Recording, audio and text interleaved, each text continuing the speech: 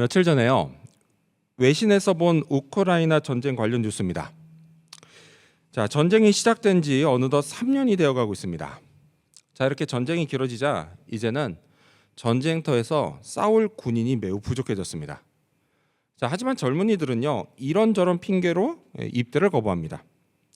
이해가 되죠? 여러분 뭐 누군들 죽고 싶겠습니까? 그렇지 않잖아요. 자, 그러자 하다못해 이제 우크라이나 정부가 그렇게 입대를 거부하는 남자를 콘서트장에서 붙잡아 강제로 끌고 가는 장면이 뉴스에 나왔습니다. 남자 얼굴이 사색이 됐습니다. 싫다고 막 절규하면서 몸부림을 칩니다. 너무 딱해 보이는데요. 여러분, 전쟁이 나면 이렇게 됩니다. 아마 우리 중에는요, 전쟁을 직접 겪어본 사람은 아무도 없을 겁니다. 자, 그러다 보니까 전쟁을 좀 쉽게 생각하는 경향이 있습니다. 남한이랑 북한이랑 싸우면 누가 이길까? 그럼 김정은은 끝이야. 또는 호주랑 중국이랑 붙으면 누가 이길까? 미국이랑 중국이랑 싸우면 누가 이길까? 한번 붙어보면 좋겠는데? 이런 말을요, 너무 쉽게 합니다. 하지만 여러분, 조금 전 영상에서 본 그 남자가 나다라고 한번 생각해 보세요. 그때도 전쟁을 쉽게 말할 수 있을까요? 그러지 않습니다. 여러분, 전쟁은요, 절대로 일어나면 안 됩니다. 내가 사는 곳에서 전쟁이 나고요, 막 미사일과 포탄이 날아들고 또 적군이 쳐들어와서 무자비한 일들을 저지르면요, 그건 너무 끔찍한 일이 아닐 수가 없습니다. 따라서 여러분, 우리는요, 내가 살고 있는 곳에서 전쟁이 나지 않는 걸 하나님께 감사해야 합니다. 전쟁이 나면요, 그 참상은 이루 말할 수가 없습니다. 기원전 586년, BC 586년 바벨론과의 전쟁으로 멸망한 남유다 예루살렘도 마찬가지였습니다. 그곳에서는요, 백성들이 이제껏 한 번도 경험해보지 못한 끔찍한 일들이 벌어졌습니다. 말로 표현할 수 없는 참혹한 일들이 벌어졌습니다. 그 참상을 보면서 예레미야 선지자가 노래를 짓습니다. 그게 바로 구약 성경 예레미야 애가입니다. 애가는 슬픈 노래라는 뜻입니다. 자, 이 슬픈 노래는요, 1장에서부터 5장까지 총 5편으로 되어 있습니다. 자, 그 중에서 오늘 본문인 두 번째 애가 2장은 이렇게 시작됩니다. 2장 1절을 보면 슬프다, 주께서 어찌 그리 진노하사 딸 시온을 구름으로 덮으셨는가. 이스라엘의 아름다움을 하늘에서 땅에 던지셨으며 그의 진노의 날에 그의 발판을 기억하지 아니하셨도다. 이렇게 예레미야는요, 슬프다고 탄식합니다. 하나님의 진노가 너무 혹독하다라고 절규합니다. 마치 하늘에서 땅에 던져진 것 같이 아프다라고 합니다. 그만큼 전쟁으로 멸망한 예루살렘의 상황이 심각했습니다. 자, 그렇다면요, 당시 그곳에서는 무슨 일들이 있었을까요? 또한 백성들이 이런 참혹한 일을 겪게 된 이유를 예레미야는 과연 뭐라고 했을까요? 그리고 백성들에게는 뭐라고 권면했을까요? 이를 살펴보면서 오늘 우리가 얻어야 할 교훈을 알아보고자 합니다. 먼저 첫 번째 교훈은 파급력이 있음을 기억하자입니다. 먼저 첫 번째 교훈은 파급력이 있음을 기억하자입니다. 자, 여러분, 제가 퀴즈를 한 가지 내겠습니다. 예레미야 선지자에게 별명이 있는데요, 그 별명이 뭘까요? 네, 저기 뒤에 있는 학생? 눈물의 선지자. 네, 정답입니다. 눈물의 선지자예요. 자, 우리가 예레미야 이 애가를 읽다 보면요, 자연스럽게 울고 있는 선지자의 모습이 떠오릅니다. 자, 오늘 본문도 그렇게 시작이 됩니다. 예레미야가 2장 11절, 오늘 본문 이렇게 시작이 돼요. 내 눈이 눈물로 상하며 내 창자가 끊어지며 내 간이 땅에 쏟아졌으니, 이렇게 시작됩니다. 선지자가 얼마나 울었는지요, 눈물로 눈이 상할 정도로 울었습니다. 또요, 그는 자기 심정을 뭐라고 하죠? 창자가 끊어지고 간이 땅에 쏟아진다라고 표현합니다. 여러분, 창자가 끊어진다라는 표현은요, 이게 원어인 히브리 성경으로 보면 여기만 나온 게 아니라 이 앞에 있는 1장 20절에도 똑같은 단어가 나와요. 근데 거기서는 한글 성경을 이걸 뭐라고 번역하냐면 애를 다 태운다라고 번역이 되어 있습니다. 자, 이렇게요, 창자가 끊어지고 간이 쏟아진다는 표현. 근데 놀랍게도요, 똑같은 표현이 우리 한국말에도 있습니다. 뭐죠? 바로 애간장이 탄다입니다. 애간장이 탄다. 너무 안타깝고 걱정이 돼서요. 마음의 슬픔과 아픔이 최고조에 이르면 정말 애간장이 탑니다. 눈물도 쏟아집니다. 예레미야 선지자가 그랬어요. 자, 그럼 그가 뭘 받길래 이렇게 슬펐던 걸까요? 우리 이번에는 여러분 가져오신 성경을 보면서 읽겠습니다. 예레미야 2장 11절과 12절 말씀 읽겠습니다. 읽습니다. 시작. 내 눈이 눈물에 상하며 내 창자가 끊어지며 내 간이 땅에 쏟아졌으니 이는 딸 내 백성이 패망하여 어린 자녀와 젖먹는 아이들이 성읍 길거리에 기절함이로다. 그들이 성읍 길거리에서 상한 자처럼 기절하여 그의 어머니들의 품에서 혼이 떠날 때에 어머니들에게 이르기를 곡식과 포도주가 어디 있느냐 하도다. 자, 그가 뭘 봤죠? 예레미야 선지자는요, 애꿎은 어린 아이들이 길거리에 나앉은 걸 봤습니다. 수많은 아이들이요, 엄마 품에 안겨서 서서히 죽어갔습니다. 그러면서 그 애들이 뭐라고 하면서 죽어갔죠? 오늘 성경 보니까요, 곡식과 포도주가 어디 있느냐라고 하면서 죽어갔습니다. 포도주, 술이에요. 근데 여러분 생각해 보세요. 설마 애들이 술을 찾았겠습니까? 그거 아니에요. 이 얘기는 무슨 얘기냐면 먹을 것 좀 달라고 하는 말입니다.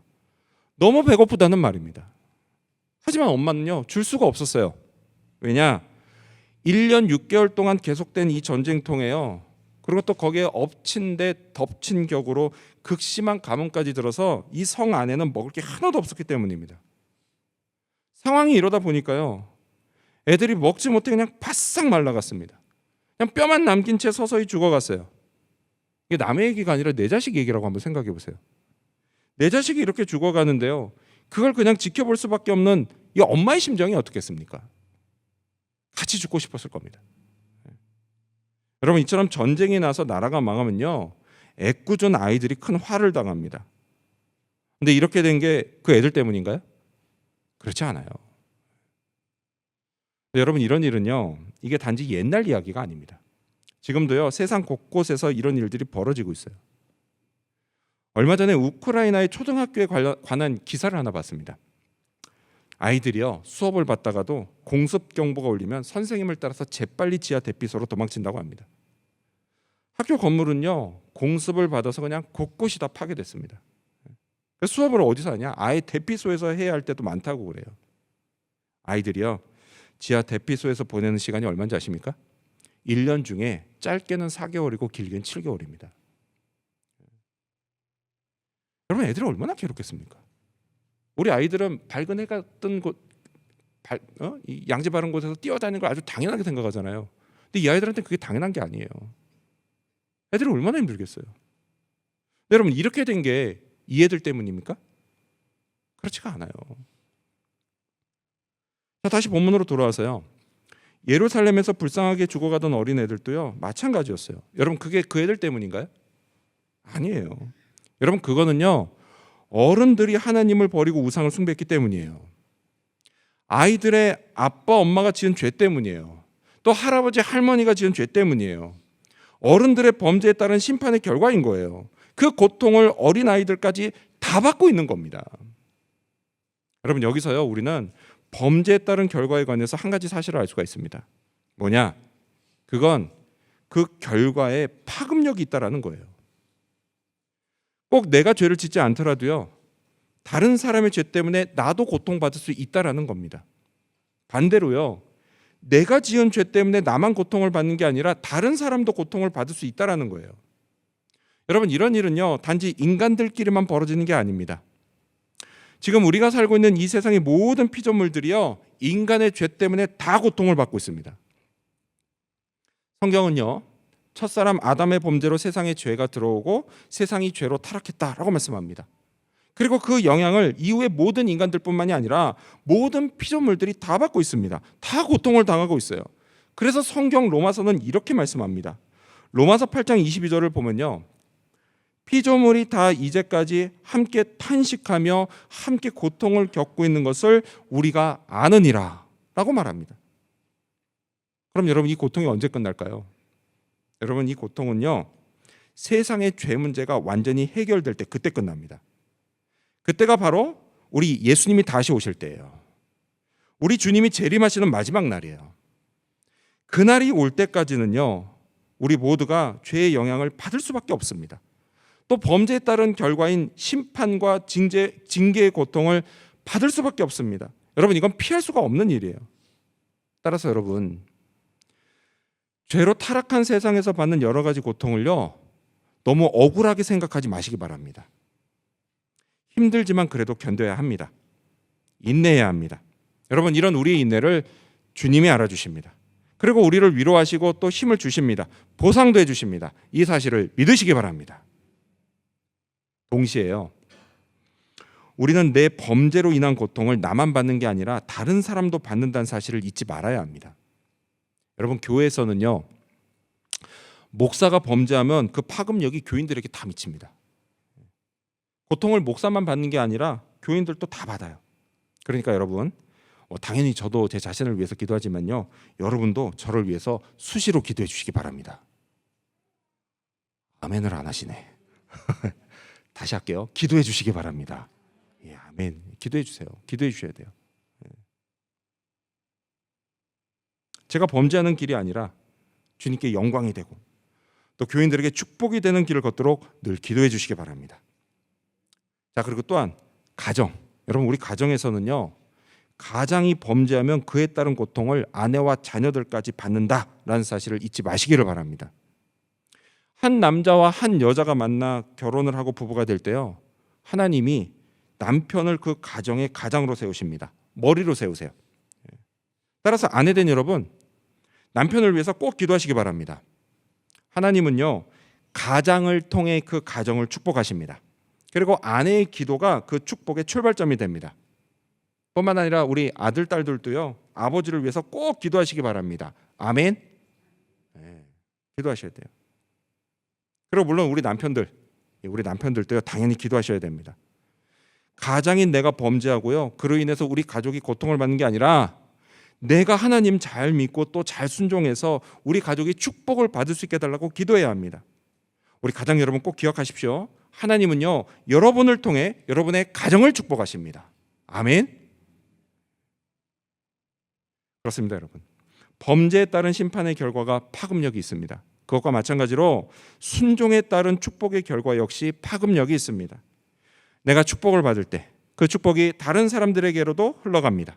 가장이 축복을 받을 때 그 축복이 아내와 자녀들에게까지도 흘러갑니다. 이 사실을 믿으시기 바랍니다. 이러한 믿음으로 하나님을 잘 믿고 또 잘 섬기는 저와 여러분이 되시기를 축원합니다.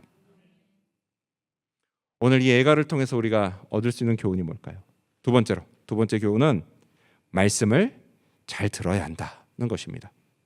두 번째 교훈은 말씀을 잘 들어야 한다는 것입니다. 예레미야 선지자는 백성들이 심판을 받게 된 중요한 이유를 이렇게 말합니다. 14절, 여러분 성경 보시면서 읽겠습니다. 시작. 내 선지자들이 내게 대하여 헛되고 어리석은 묵시를 보았으므로 내 죄악을 드러내어서 내가 사로잡힌 것을 돌이키지 못하였도다. 그들이 거짓 경고와 미혹하게 할 것만 보았도다. 중요한 이유를 뭐라고 하죠? 거짓 선지자들 때문이다 라고 이야기를 합니다. 여러분, 선지자의 역할이 뭔가요? 선지자는요, 하나님의 말씀을 선포하는 겁니다. 그게 선지자 역할이에요. 그래서 이 말씀을 들은 백성들이 자기 죄를 깨닫고 돌이키게 하는 거예요. 그게 선지자의 역할이에요. 자, 그렇기 때문에요, 여러분, 그렇게 선포되는 말씀이 백성들 귀에 달콤하게 들릴 수가 없습니다. 생각해 보세요, 여러분. 누가 나를 혼내요? 누가 나를 혼내면 그 말이 달콤하게 들릴 사람이 몇이나 있겠습니까? 그냥 잔소리로 들리지, 나를 위한 보약 같은 말씀이다, 이렇게 생각한 사람 별로 없어요. 없습니다. 근데 남유다 백성들도 마찬가지였다라는 거예요. 그러다 보니까 죄에서 돌이키라고, 그러지 않으면 하나님이 심판하신다고 하는 그런 말씀은요, 이때 당시 인기가 없었습니다. 반대로요, 괜찮다고, 잘 될 거라고, 걱정하지 말라고, 그런 말씀은 인기가 많았습니다. 근데 문제는 뭐냐? 문제는 많은 선지자들이 이 인기에 연연했다라는 겁니다. 그래서 백성들이 심판에 이르지 않도록 그들을 돌이키게 하는 책망의 말씀이 아니라 그저 백성들 귀에 듣기 좋은 달콤한 말만 했다라는 겁니다. 당연히 그 말들은 하나님이 주신 말씀이 아니었어요. 그 말씀 뭡니까? 그저 자기 인기를 관리하기 위한 사탕발림에 불과했을 뿐이에요. 근데 여러분, 이런 일이요, 구약 시대만 있었던 건 아닙니다. 신약 시대에도 있었어요. 자, 그래서 사도 바울이요, 죽기 전에 디모데에게 남긴 마지막 편지에서 이런 권면을 합니다. 우리 스크린 보시면서 같이 읽어볼까요? 디모데후서 4장 3절과 4절입니다. 시작. 때가 이르리니 사람이 바른 교훈을 받지 아니하며 귀가 가려워서 자기의 사욕을 따를 스승을 많이 두고 또 그 귀를 진리에서 돌이켜 허탄한 이야기를 따르리라. 아멘. 사람들이요, 참된 말씀은 귀에 쓰니까 멀리하고 그저 듣기 좋은 말만 따를 거라고 합니다. 바른 교훈은 멀리하고 거짓 교훈을 가까이 할 거라고 합니다. 진리가 아닌 허탄한 말에 빠질 거라고 합니다. 여러분, 이런 일이 신약시대 초대교회 때만 있었던 게 아니에요. 오늘날에도 여전히 계속 있습니다. 이런 일들이. 자, 다시 본문으로 돌아와서요, 남유다 백성들은 귀에 듣기 좋은 말만 들었습니다. 그런 말 하는 선지자들을 좋아했어요. 여러분, 그런 선지자들은 인기가 좋았습니다. 아마 유튜브 있었으면 막 구독도 많이 하고 막 좋아요도 많이 누르고 그랬을 겁니다. 그래서 그 사람들이, 이 선지자들이 그때 잘 먹고 잘 살았어요. 인기가 많으니까. 반대로요, 예레미야 같은 참된 선지자들은 고생이 참 많았습니다. 특히 거북한 말씀 선포했기 때문이에요. 우상을 버리고 얼른 하나님께 돌아와라. 그러지 않으면 다 죽는다. 별일 없을 거라고, 또 괜찮을 거라고 하는 자들의 말을 믿지 마라. 그거 다 거짓말이다. 우리는 바벨론에게 망한다. 그게 하나님의 뜻이다. 백성들에게 이런 말씀을 선포했습니다. 여러분, 그건요, 하나님이 주신 참된 말씀이었어요. 하지만 백성들은 끝내 듣지를 않았습니다. 왜요? 듣기 싫었으니까요. 그러다 결국 망했어요. 자, 이에 예레미야 선지자는 탄식하며 이렇게 말합니다. 17절, 여러분 성경 보시면서 읽겠습니다. 17절 시작. 여호와께서 이미 정하신 일을 행하시고 옛날에 명령하신 말씀을 다 이루셨으며 긍휼히 여기지 아니하시고 무너뜨리사 원수가 너로 말미암아 즐거워하게 하며 내 대적자들의 뿔로 높이 들리게 하셨도다. 아멘. 남유다의 멸망은 하나님이 옛날에 명령하신 말씀인데 그걸 다 이루셨다라고 말합니다. 그럼 여러분, 이게 어디에 있는 명령일까요? 여러분, 이거는요, 모세 율법서에 기록되는 명령입니다. 레위기 26장에 자세히 나와 있어요. 또 어디 나와 있냐? 신명기 28장에도 자세히 나와 있습니다. 내용은 이거예요. 이스라엘 민족이 그들의 하나님 여호와를 떠나 우상을 따를 때 어떤 심판을 받는지가 나옵니다. 한마디로 뭐냐? 결국 망한다입니다. 그래서 하나님이요, 명령을 하셨는데 백성들이 혹시 이걸 까먹을까 봐 어떻게 하셨어요? 이 명령을 성경에 다 기록해 놓으신 겁니다. 그런데도 끝내 거부하고 따르지 않아서 망했습니다. 백성들이 왜 그랬을까요? 이유는 간단해요. 그 말씀이 듣기 거북했기 때문이에요. 너무 부담스러웠기 때문이에요. 하지만 그래도 들어야 했습니다. 참된 진리의 말씀을 듣고 따라야 했습니다. 그게 그들이 살 길이었고 축복을 받는 길이었습니다. 여러분, 우리는요, 남유다 백성들의 이런 실패에서 교훈을 얻어야 됩니다. 듣기 거북하다고, 또 읽기 좀 귀찮고 힘들다고 하나님의 말씀을 피하고 멀리하면 안 됩니다. 듣기 거북해도 들으려고 해야 하고 좀 귀찮고 힘들어도 읽으려고 해야 합니다. 하나님이 성경을 통해 내게 하시는 말씀을 귀담아 들어야 합니다. 그게요, 힘들고 어려운 세상, 특히 이민자와 유학생으로 힘들고 어렵게 살아가는 오늘 우리가 살 길입니다. 내 삶의 은혜가 끊이지 않는 비결입니다. 내 인생을 축복된 인생으로 만들어가는 방법입니다. 여러분, 이 사실을 믿으시기 바랍니다. 이를 위해 여러분, 우리가요, 때로는 좀 듣기 거북해도 꾹 참고 하나님의 말씀을 잘 들읍시다. 또 좀 귀찮고 힘들어도 꾹 참고 큐티를 꾸준히 합시다. 그러면 복을 받습니다. 참, 큐티 얘기가 나왔으니까 말인데요, 우리가 이번에도 다음번 큐티 책을 신청합니다. 그렇죠? 여러분 제가 오늘 광고 드렸잖아요.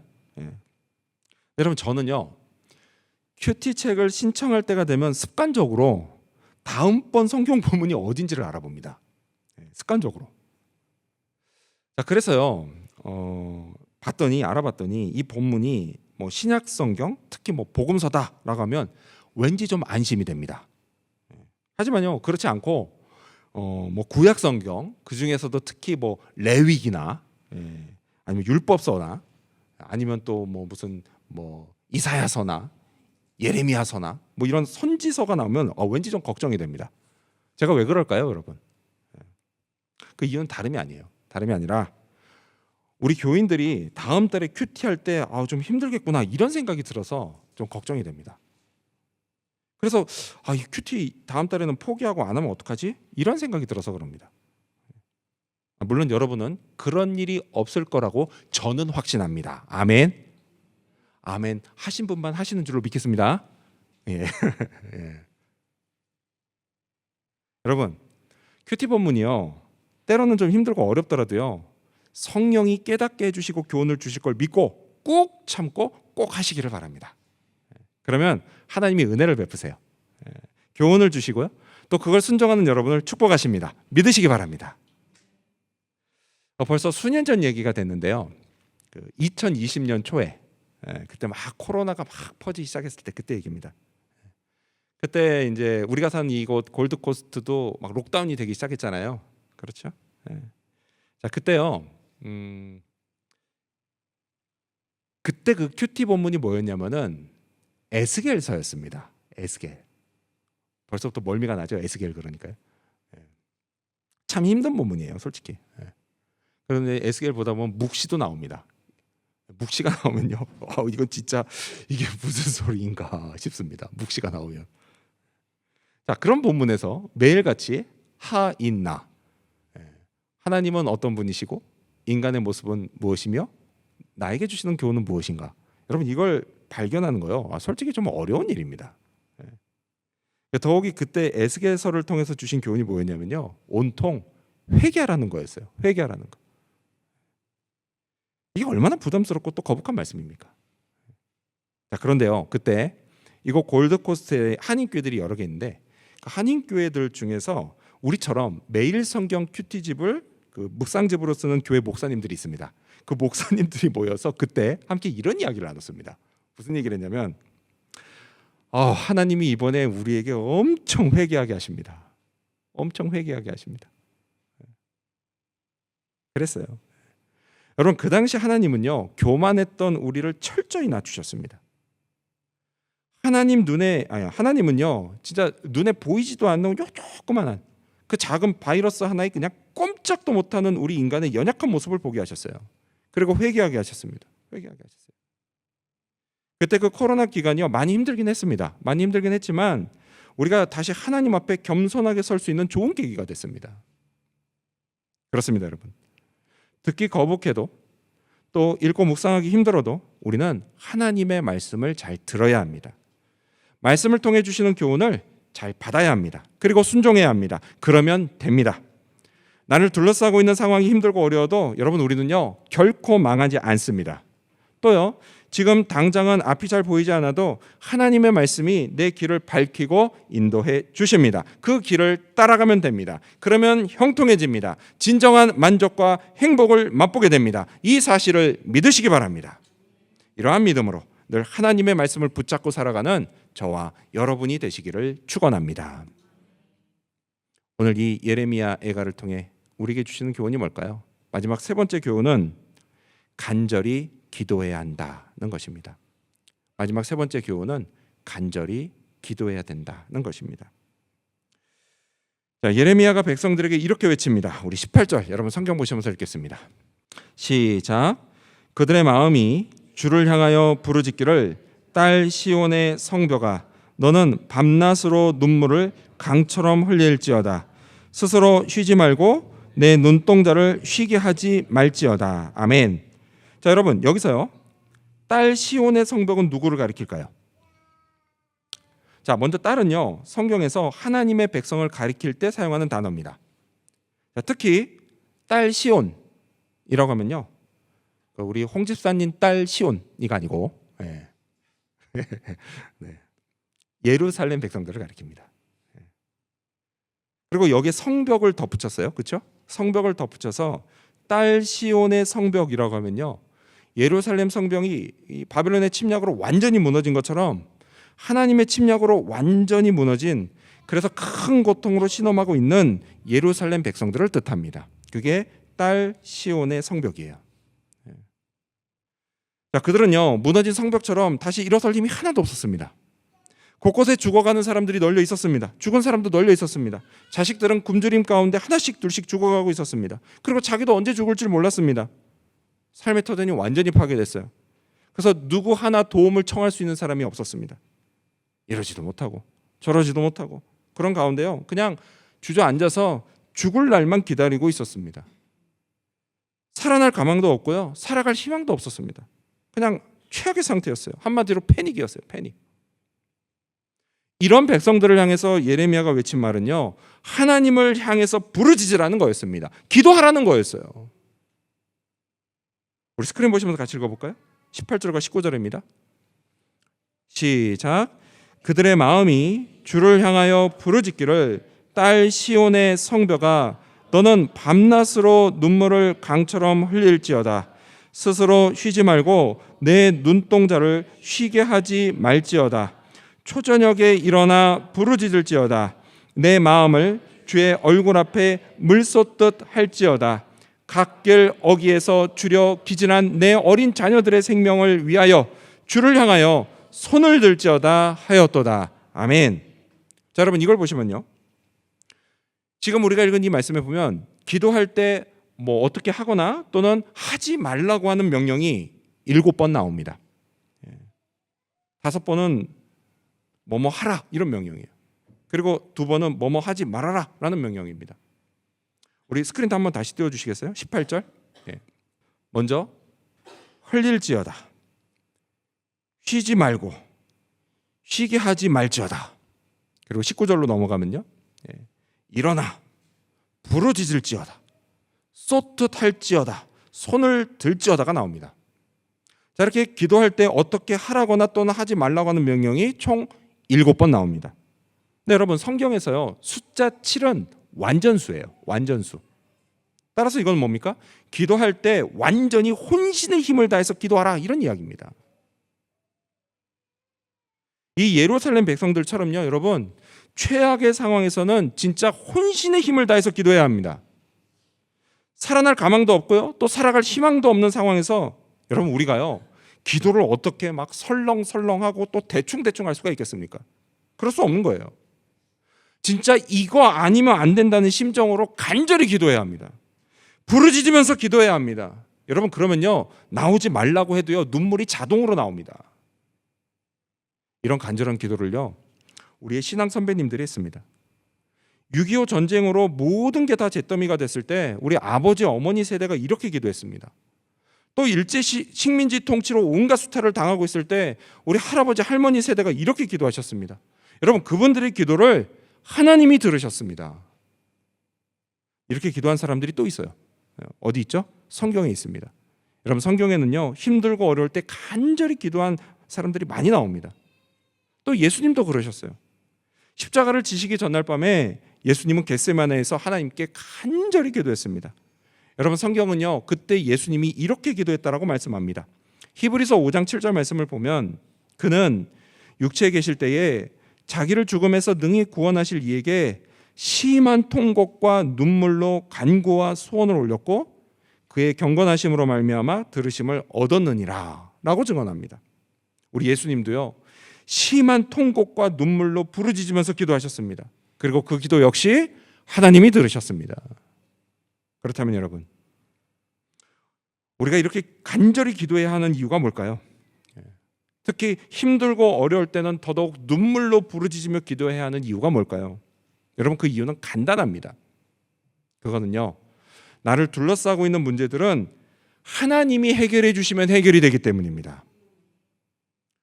오늘 본문에 나오는 예루살렘 백성들이 그랬어요.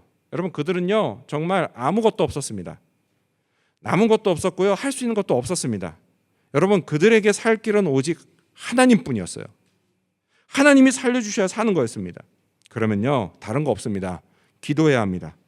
눈물과 탄식으로 부르짖으며 간절히 기도해야 합니다. 우리도 마찬가지예요. 여러분, 우리도 기도해야 합니다. 그러면 응답을 받습니다. 하지만 여러분, 기도하면 응답을 받는다라고 해서요, 기도하고 응답받는 걸 이걸 마치 밴딩 머신, 자동 판매기, 밴딩 머신에 동전 넣으면 내가 원하는 게 툭 떨어지는, 기도응답이 툭 떨어지는, 여러분 그런 식으로 생각하시면 안 됩니다. 여러분, 기도는 그런 거 아니에요. 내가 원하는 걸 받아내겠다고 하나님께 지불하는 그런 수단이 아니에요. 그렇지 않고 기도는 뭐냐? 여러분, 기도는요, 내가 하나님께 나아가는 통로입니다. 여러분, 나를 둘러싸고 있는 삶의 모든 문제는 그 해결책이 하나님께 있습니다. 근데 좀 더 구체적으로는 하나님과 나의 관계에 있습니다. 여러분은 하나님이 여러분 삶의 주관자라는 걸 믿으십니까? 아멘. 그래서 하나님이 내 삶의 모든 문제를 해결해 주실 수 있다는 것도 믿으십니까? 여러분, 이 믿음이 현실이 되려면요, 가장 중요한 건 나와 하나님 사이가 막히지 말아야 한다는 겁니다. 뻥 뚫린 통로가 있어야 해요. 그게 바로 기도예요. 그래서 기도해야 합니다. 혹시 기도 말고 다른 방법은 없냐고요? 딱 잘라 말해 없습니다. 없어요. 기도 외에는 없습니다. 내가 하나님께 나아가는 방법은요, 기도밖에 없어요. 만약 다른 방법이 있었다라고 한다면 성경이 우리에게요, 그냥 기도하라는 말씀을 귀에 못이 박히도록 하지 않았을 겁니다. 따라서 여러분, 기도하십시오. 꾸준히 기도하십시오. 부르짖어야 할 때는 부르짖으면서 기도하십시오. 예레미야 선지자의 권면처럼요, 주님 앞에 내 마음을 쏟으면서 기도하시기 바랍니다. 혹시 또 어떤 분은요, 마음속으로 이런 질문을 하고 있을지 모르겠습니다. 기도하면 정말 될까? 이 질문의 답을 알려면요, 일단 기도를 시작하셔야 합니다. 또 한두 번 하다가 말고 이런 거 말고요, 딱 결심하고 꾸준히 기도해야 합니다. 그러면요, 얼마 지나지 않아서 정답을 알게 될 것입니다. 우리 학생들 공부할 거 많죠? 놀아야 할 것도 많죠? 기도하면서 열심히 공부하고 또 신나게 노십시오. 그렇게 공부도 하나님 안에서 공부하고 노는 것도 하나님 안에서 노십시오. 그러면요, 하나님이 우리 학생들의 미래를 책임져 주십니다. 자, 그리고 우리 청년들 할 일이 참 많잖아요. 그렇죠? 연애도 해야 되잖아요. 마찬가지로요, 기도하면서 열심히 일하고 또 즐겁게 연애하십시오. 그렇게 일도 연애도 하나님 안에서 하십시오. 그러면 하나님이 여러분의 앞길을 열어주십니다. 또 우리 장년들도 사시는 게 참 바쁘시잖아요. 그렇죠? 사는 게 바빠요. 또 가족도 돌봐야 되잖아요. 그렇죠? 마찬가지로요, 기도하면서 바쁘게 사시고 또 행복하게 가족을 돌보십시오. 그렇게 사는 것도 또 돌보는 것도 하나님 안에서 하십시오. 그러면요, 하나님이 여러분의 삶을 은혜와 축복으로 가득 채워주십니다. 이렇게 기도하는 우리 학생들과 또 우리 청년들과 우리 장년들, 모두의 인생을 하나님이 이끄십니다. 형통한 길로 인도하십니다. 이 사실을 믿으시기 바랍니다. 이러한 믿음으로 이번 한 주도 기도하며 하나님께 더 가까이 나아가고 주님의 권능의 손길을 경험하는 저와 여러분, 그리고 지구촌 교회 모든 성도님들이 되시기를 주님의 이름으로 축원합니다. 기도하겠습니다.